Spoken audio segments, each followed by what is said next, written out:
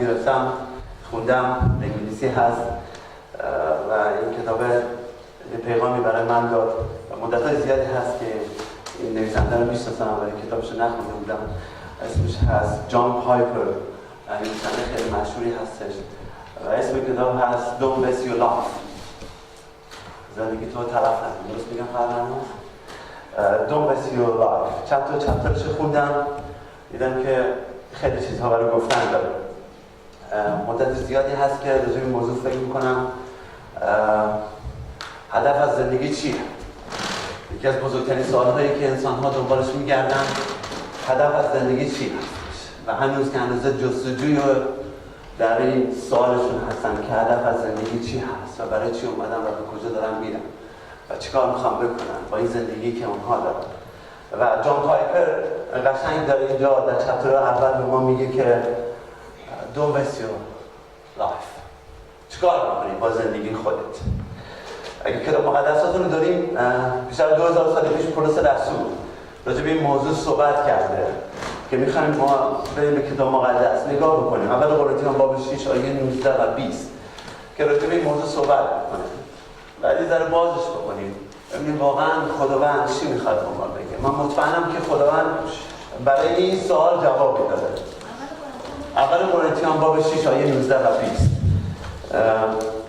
چند تا آیه هست، چند تا نکته هستش که من براتون میگم. نگاه میکنیم با همین سوالایی از من شما میکنم تا بفهمیم واقعا هدف از زندگی چی هستش. دفعه قبل راجع به موضوع صحبت کردم ولی از یه دید دیگه میخوایم این موضوع رو نگاه بکنیم ببینید چقدر این مملوس هستش در زندگی‌های ما. اول قرنتیان باب 6 آیه 19 و 20 اینطور میگه: آیا نمیدانید بدن شما معبد روح القدس است که خداوند به شما بخشیده و در شما ساکن است؟ سوال میکنه پولس رسول. علاوه بر این شما دیگر صاحب بدن خود نیستید، زیرا با قیمت گزافی خریداری شدید. پس بدنهای خود را برای جلال خدا به کار ببرید. حالا یک کلیدی که اینجا هستش، اینجا بخوام با هم صحبت کنیم این است که دیگر شما صاحب بدنهای خود نیستید، زیرا با قیمت گزافی خریداری شدید. پس بدنهای خود را برای جلال خدا به کار ببرید. جلال خداوند به کار ببرید. این کلمه خیلی کلمه بورینگه برای ماها. جلال خداوند چی هست؟ که جان پایپر اینطور میگه تمام زندگی ما رو این هدف تشکیل داده که زندگی ما برای جلال خداوند است. اوکی؟ همه ما اگه با کشتی اومدیم، اگه با هواپیما اومدیم، میگه 20 سال پیش از اومدیم، 5 سال پیش اومدیم، دنبال این میگردیم که سعادت و خوشبختی نصیب تک تک ما بشه. آمین؟ دنبال سعادت و خوشبختی هستیم و شب و روز 2 شیفت 3 شیفت 4 شیفت کار میکنیم، از خانواده‌هامون دور هستیم تا بتونیم این سعادت و خوشبختی رو به دست بیاریم. بهتون خبر بد دارم، اگر فقط برای این اومدیم سعادت و خوشبختی نصیب ما نخواهد شد. من 48 سالمه، من نمیام استرالیا خیلی زودتر میگذره زمانم، چشم به هم زدیم 48 سالمون شد، اصلا نفهمیدیم. یه دوستی دارم 15 سال پیش به من گفت اصلا چند سال اینجایی؟ گفت 10 سال. گفت 10 سال؟ من اگه 10 سال باشم این چی کارا نمی کنم. چند وقت پیش دیدمش این 10 سال اینجا. اوکی؟ واقعا اومدیم اینجا دنبال سعادت و خوشبختی هستیم. واقعا سعادت و خوشبختی در چی پیدا میشه؟ چطوری میتونیم؟ چشم هم میزنیم 50 سالمون شد، میگن خیلی نظر میخوام، میگن که زندگی مثل این توالت پیپر میمونه. توالت پیپر میگن تو 50 سال میگذری، توالت پیپر آخرش میشه سریع میگذره. دیدی توالت پیپر اولش یواش یواش میره، بعدش خیلی سریع میگذره. میگن 50 سال که رفتی دیگه سریع تموم میشه دیگه. چشم هم میزنیم زندگی تموم شد. بعد نگاه میکنی دنبال اون سعادت و خوشبختی بودی، نرسیدی. بعد این همه زحمت، این همه ارزشش داشت که این همه سختی بکشم، این همه. بعد مثل سلیمان میگه همه چی به باد دویدن بود و همه چی پوچ بود. من شما بارها راجع به موضوع گفتم، این وقتم نداریم مثل سلیمان همه رو داشته باشیم. فقط نمیتونیم مثل اون دارایی ثروت و مقام و همه چیز داشته باشیم. واقعا سعادت و خوشبختی در چی هست؟ که انسان ها همه دنبالش هستن و آخرش نمیتونن، بعد میگن دنیا پوچه و به پوچه نیستن. پولس رسول از دو قسمت این صحبت میکنه. میگه که شما دیگر صاحب بدنهای خودتان نیستید، زیرا با قیمت گزافی خریداری شدید.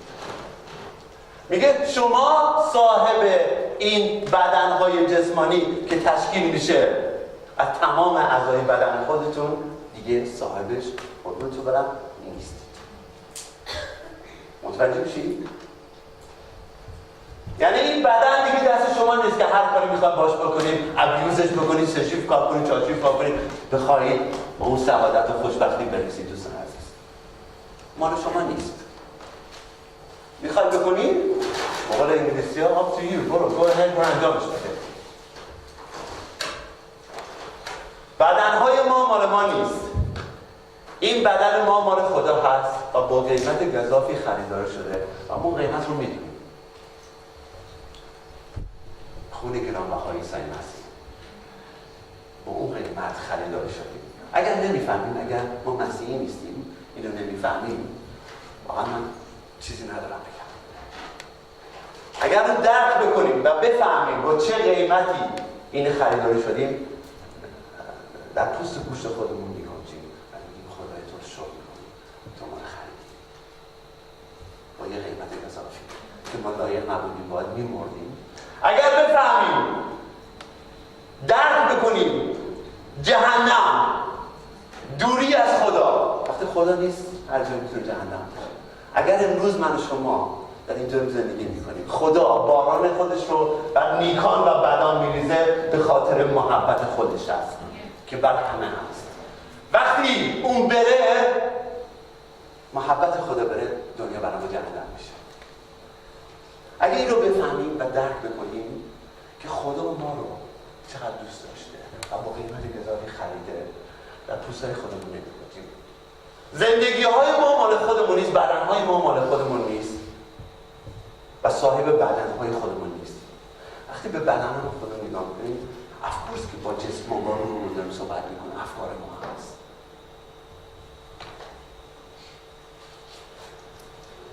آفریده شدیم برای جلال خداوند، پس بدنهای خود را برای جلال خداوند استفاده کنیم. این کلمه بورینگه دوستان عزیز. نمیفهمیم ما جلال خداوند چیه؟ یعنی چه جلال خداوند؟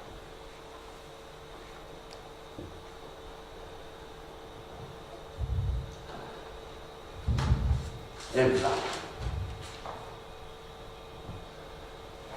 واقعا جلال دادن خداوند همون سعادت و خوشبختی هستش که ما دنبالشیم.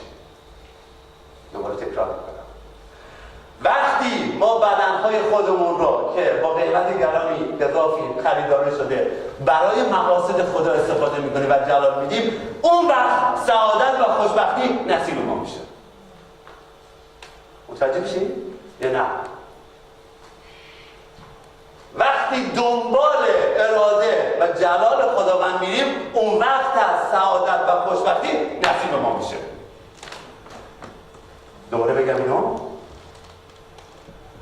جان پایپر اینطور میگه در این کتابش، میگه میلیون ها انسان ها زندگی خودشون رو تلف میکنن و مسیحیت رو با زندگی معمولیشون جدا میکنن.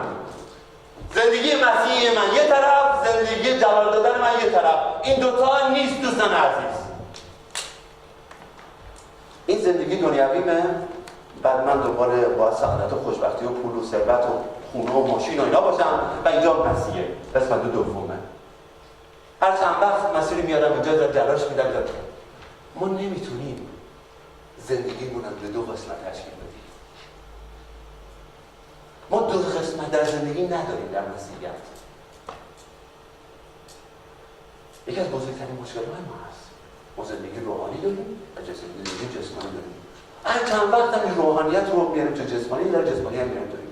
دو قسمت تشکیلش میدیم. میخوام ازدواج کنیم، میگیم خب این ازدواج عقلانه است، پس ما میریم ازدواج کنیم. میخوام ماشین بخریم، میخوام خونه دوباره ثروت بدیم. اگه میخوام شهرامون عوض کنیم اینو همه رو برای سعادت و خوشبختیمون، نه برای جلال خداست. میفهمی چی میگم؟ من هپرود نمیگم که ها؟ میفهمی چی میگم؟ زندگیمون رو به دو شاخه تبدیل میکنیم، زندگی مسیحی و زندگی غیر مسیحی. و هر چند وقت به خدا میگیم یه ذره بیا دست بزن، هر چند وقت به خدا اجازه نمیدیم.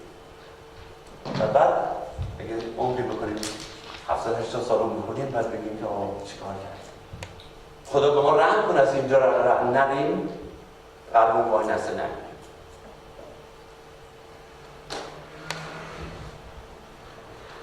دنبال خوشبختی رفتن.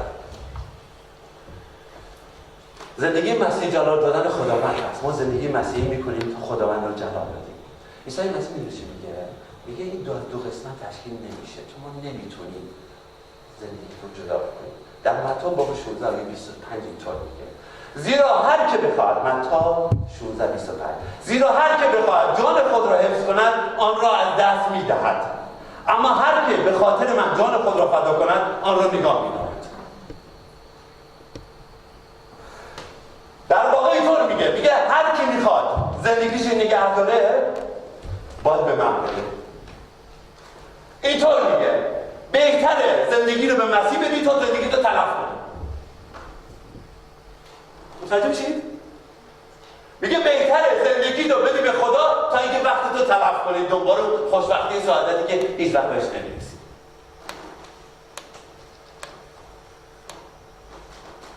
پولس رسول کاملا اینو متوجه شده بود. در اول قرنتیان باب 10 چون میگه هر چی کنم، خواه خورم، خواه بنوشم، خواه هر کاری انجام دم برای جلال خدا من انجام میدم. ما هیچ کدوم این زندگی رو نمی‌کنیم. این چرا میگم زندگی رو نمی‌کنیم؟ اگر زندگی رو می‌کردیم تمام تصمیمات ما درباره زندگیامون، هر کاری به نوشیدنمون، راه رفتنمون، لباس پوشیدنمون، زندگیان ما پر از جلال خدا میشد. خانواده‌های مملکت ما از دو قسمت تشکیل میدیم، جلال خداوند و زندگیمون.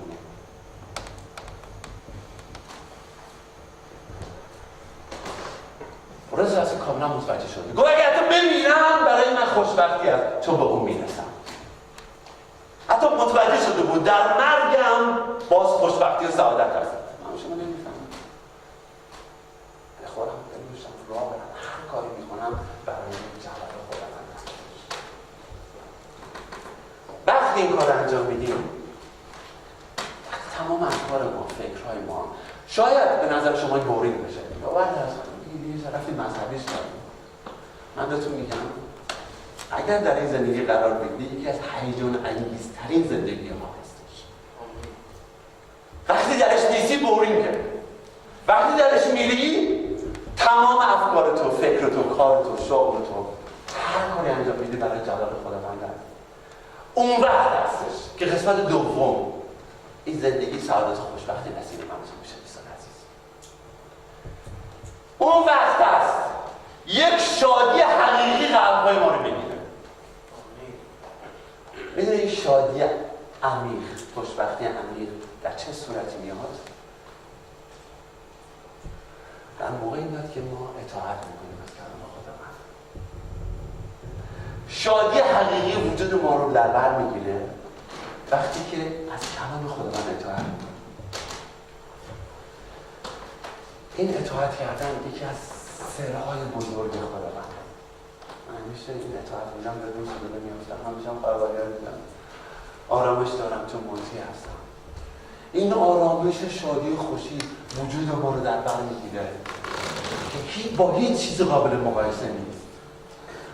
جالبه در لوقا باب 11 آیه 27 وقتی عیسی مسیح داشت صحبت می‌کرد، یه زنی از جنگل گفت که اینطور گفت، با صدای بلند گفت: خوشا به حال مادری که تو رو زاییده و به تو شیر داده. از این تو جنگل بهش میگه. جواب عیسی مسیح چی میگه؟ عیسی در جواب گفت: خوشا به حال آنانی که کلام خدا را میشنوند و آن را به جا میآورند. اون زن گفت: خوشا به حال مادری که تو رو زاییده و شیر داده. سر مسیح میگه خوشا به حال آنانی که کلام خداوند رو میشنوند و آن را به جا میارند و اطاعت. در این وقت هستش که آرامش و خوشبختی اصلا به چیزهای بیرونی ربطی نداره، وجود شما رو در بر میگیره و کار میکنه شما.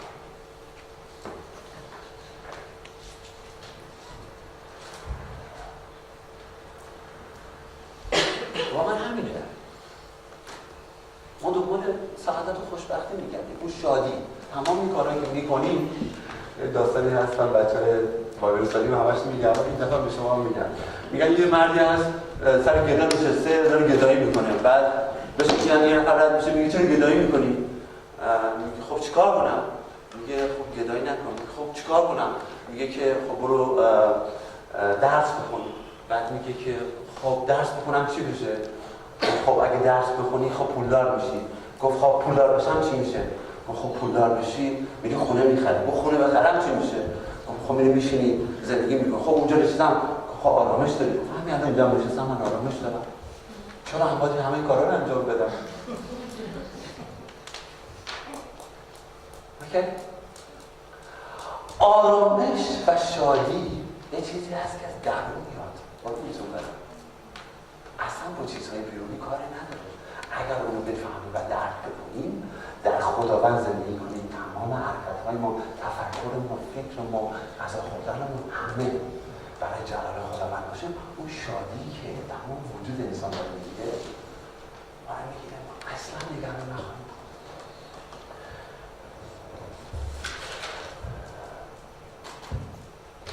هان اسمیت در کتابی نوشته به نام راز مسیحی زندگی شادمان. ایشان اینطور میگه برای شادی واقعی باید اطاعت در تار و پود زندگی روزمره ما نفوذ کنه. بدون آن شادی ما مثل طبل تو خالی خواهد بود. یعنی چه؟ هان اسمیت اینطور میگه اطاعت فقط نمیتونه اجازه بدی یه ذره بیاد یه ذره نیاد. ما این کارو میکنیم دیگه. میگیم اینجا خودم تو بیا، من میخوام اطاعت کنم از تو، بقیه رو بهت نمیدم دیگه. لطفا دیگه فضولی نکن خودت دیگه. اینقدر من به تو راه میدم. اگر نذاری بیاد شادی تو طبل تو خالی. این شادی‌های دنیایی که هست میلیون‌ها دلار ما خرجش می‌کنیم که یه چند سال شاد باشیم. اوکی؟ مثل اون خواهد بود. پول‌هایی که خرج داره میشه برای شادی‌هایی که خیلی خیلی تو خالی هست. اگر اجازه ندیم در تار و پود زندگی ما بره، اون شادی تو خالی خواهد بود.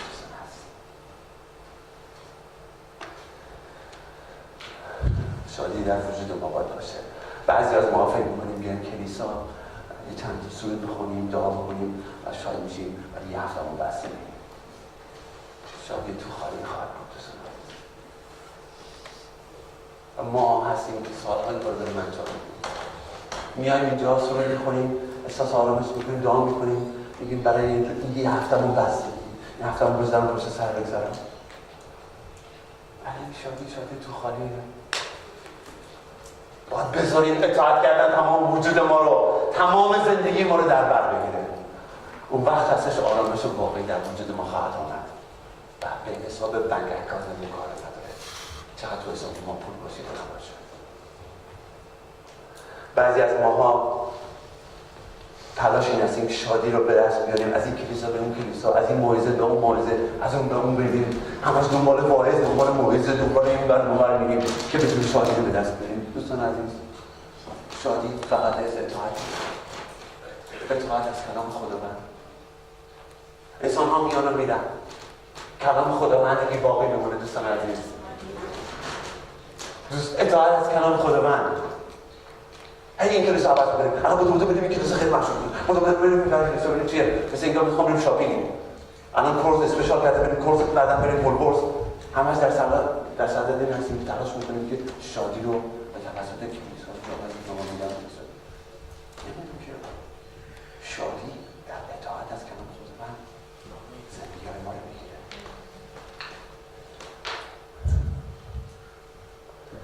واقعا سالهای سرود و دعا کردن و کلیسا خیلی خوبه. اصلا من شما رو من نمی‌کنم، ولی این نیست زندگی مسیحی.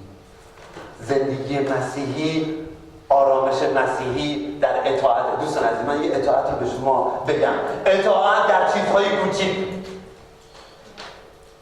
اگر اطاعت کردی در چیزهای کوچیک، موفق خواهید بود در چیزهای بزرگ. دوستان عزیز، من دیگه چیزهای کوچیک نمیخوام بهتون بگم، خودتون میدونید.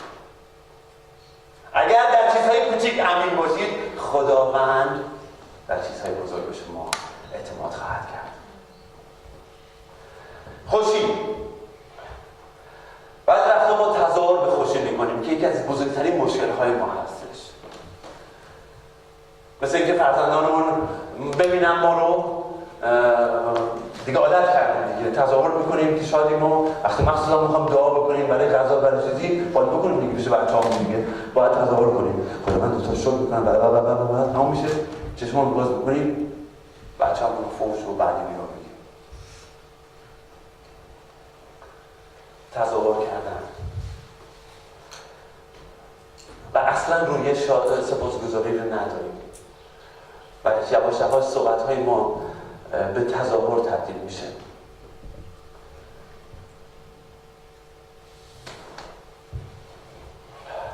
خداوند میدونه که بعضی وقتا ما نمیتونیم شکرگزاری کنیم، درد داریم، مشکلات داریم، غم ما پر هست، درد هست و روی شکرگزاری هم نداریم. اصلا بریم پلوش، بریم غرغر کنیم، بریم باش دعوا بیفتیم.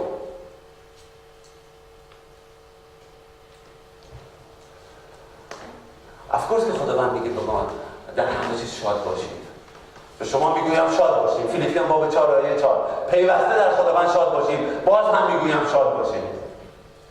ولی چگونه میشه شاد بود وقتی که مشکلات ها و سختی ها تمام وجود ما رو میگیره؟ چطور میتونیم شاد باشیم؟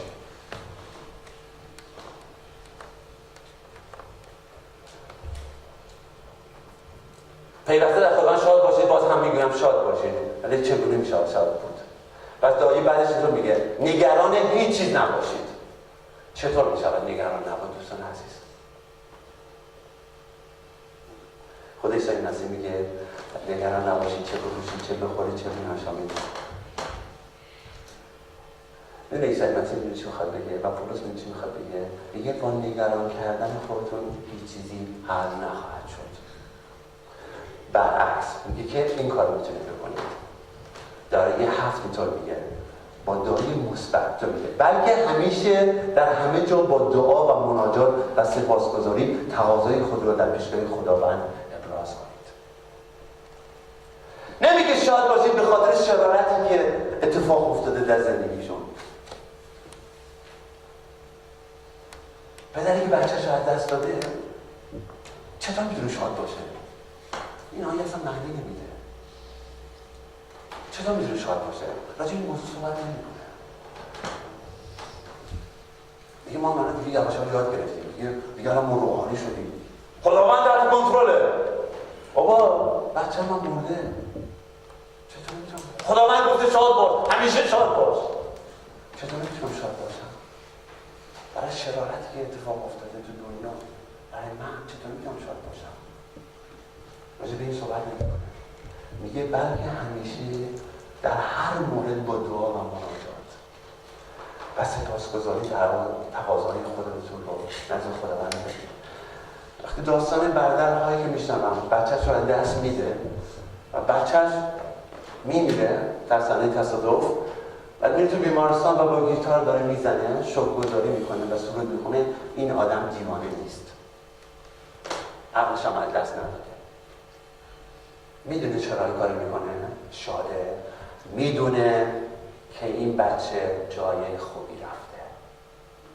متوجهی؟ گریه میکنه، اشک میریزه که عزیزش رو از دست داده، در کنارش نیست، ولی شاد هست و دعا میکنه و میدونه او بهترین جای رفته.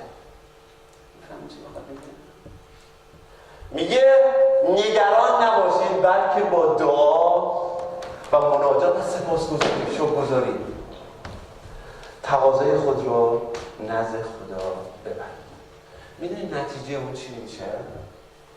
در آیه 7 فیلیپیان 4:7 میگه و آرامش الهی که بالاتر از فهم بشر است دلها و افکار شما رو در مسیح عیسی حفظ خواهد کرد.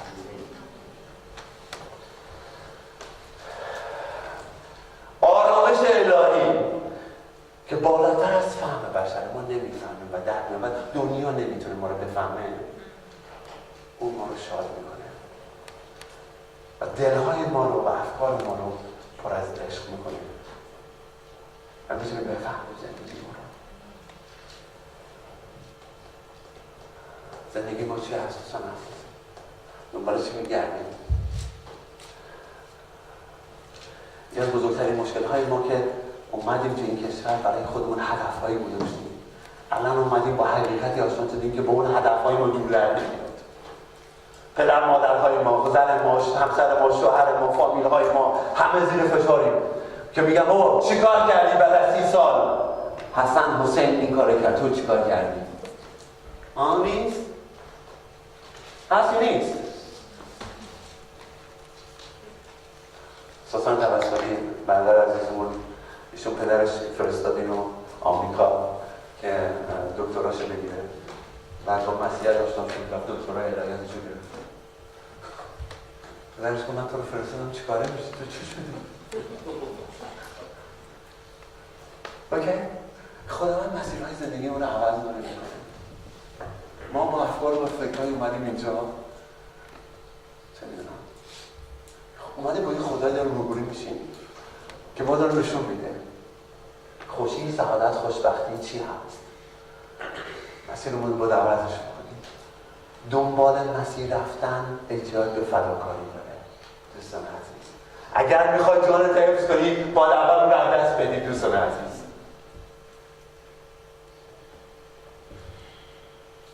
میتونی؟ اگر نمیتونی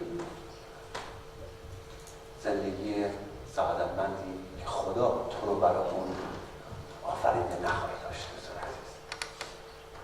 اگر این تصمیم رو بگیری که برای جلال خدا زندگی کنی، اون سعادت خوشبختی نصیب تو خواهد شد، آرامش اون وجود تو رو میگیره. بعد اون وقت تو میتونی بری تمام دنیا، مردم، همسایه، خواهر، برادرت بگی اون آرامش از کجا داری. اگر نداشته باشی نمیتونی به مردم صحبت کنی، بشارت بدی. جلال خداوند، شادی و به مردم گفتن. ما خودمون آرامش، شادی رو نداریم، چطور میتونیم بریم به مردم بگیم؟ تو زندگی های خودمون گیر کردیم. قبول دارید اینو؟ آماده نیستیم که زندگیمون رو اصلا نفهمیده هدف زندگیمون چیه. بعدم آدمای خیلی غمگین هم هستیم، میایم اینجا یک شنبه یه شارژ میشیم دوباره بریم. چطوری میتونیم بریم با شادیمون شاید راجع به مسیح صحبت کنیم؟ بابا اگه خودت میخوای خودت رو برو درست کن، این خیلی راست میگی. برای همین مسیحیت نمیتونه پیشرفت کنه. برای همین سربازان خوبی نداریم ما. چون با خاطر اون رو درک نکردیم، نفس نکردیم، مبروس نیست برای ما. ما فقط هم شما رو شنیدیم جلال خداوند. خوردن من، نوشیدن من، همه چی من برای جلال خداوند. اینو فقط دعا کنیم و به زبان بیاریم. ولی زندگی ما دیده نمیشه دوستان عزیز که. خداوند میخواد تو زندگی شما دیده بشه. تصمیماتی که برای زندگیتون میگیرید، هر کاری میکنید،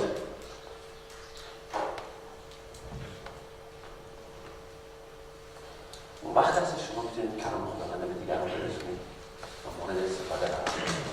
اون وقت هست خداوند شما برتر میده، شادی خودش میده، میتونید برید نور نمک باشید. به این صورت نمیتونید این کار انجام بدید، چون که راجع به یه چیزی صحبت کنید خودتون نچشیدید دوستان عزیز. راجع به یه چیزی صحبت میکنیم که با خودمون نچشیدیم، درکش نکردیم. برای همینه انسان ها نمیتونن بفهمن، درک کنن. عیسی مسیح میدونست، گفت شما رو خواهند دید و پدر آسمانی رو در شما خواهند دید دوستان عزیز. حالا بیایم 2 ساعت ما برای خودمون داستان‌هایی درست کنیم. زندگی‌های ما رو با عوض بشه، تمام افکار ما عوض بشه.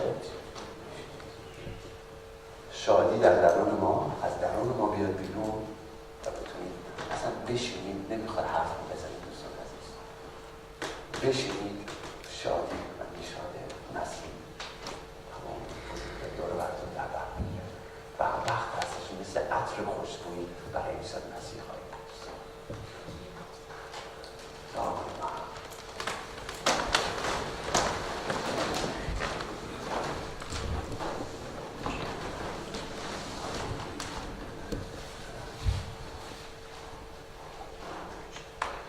ای خداوند عزیز، به ما فهم و درک